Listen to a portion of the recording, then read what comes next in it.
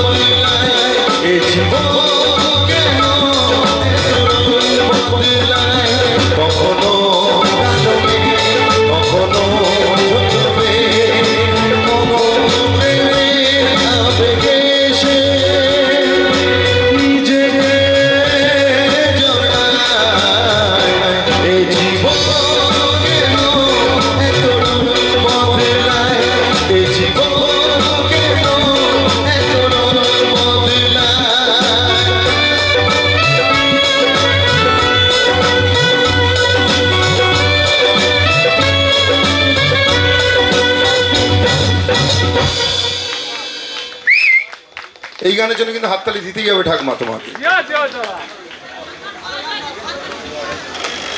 কোন ঠাকমা? উনি আপনি শুনতে পাচ্ছেন তো? গান বুঝতে পারছেন? না না,